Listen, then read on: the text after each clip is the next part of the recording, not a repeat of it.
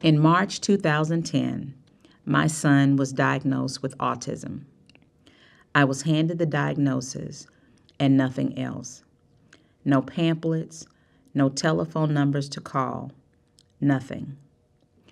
We got home, I held him close, and I cried.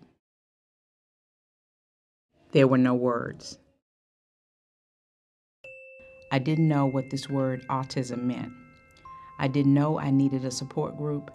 I didn't know anyone else whose child had autism. I didn't know I needed to vent. I didn't know what I didn't know. I called an autism agency, and the woman on the phone told me very candidly, "Cry today. You're allowed one day to feel, but make this the last day you cry for him or yourself, because tomorrow you are going to roll up your sleeves and get to work." That was 5 years ago, and since that time, I've learned the language of autism. I understand the importance of early diagnosis. My son has benefited from what I have learned. I made a promise that once I got a handle on our situation, that I would help others. In March 2014, JORY'S Journey was founded, and this wonderful child became the inspiration for me to be a voice in the effort to bring awareness to this condition. This wonderful child. I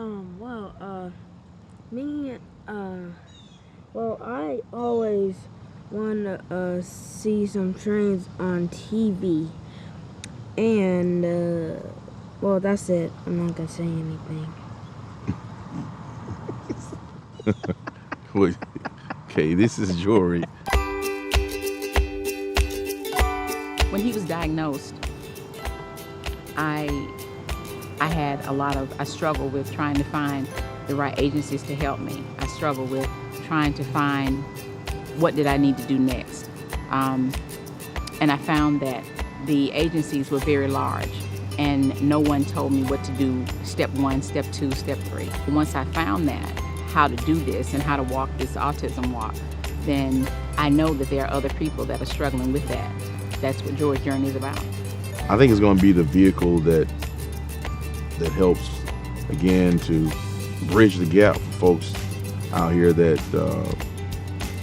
are needing the resources and or information to help their folks be successful. JORY'S Journey would help those people that kind of think that their children have autism or may have autism. It would help them get the help that they need for them to get the diagnosis that their child does have autism. We will lead you to the right place. And after that, we will help you with anything related to autism with your child, as far as to advocate for insurance companies to provide more therapy for the children, more access to health care, more access to things that they need. And the therapies are very expensive, and all people don't have that access. And some people just can't move to a better school system. So for those people that aren't able to do what we were able to do, we're committed to making it work. And as I look at my son today, I see that those efforts were not in vain. I see that he is a productive child. I see that he's happy, that he's thriving. And I have that same commitment to other children.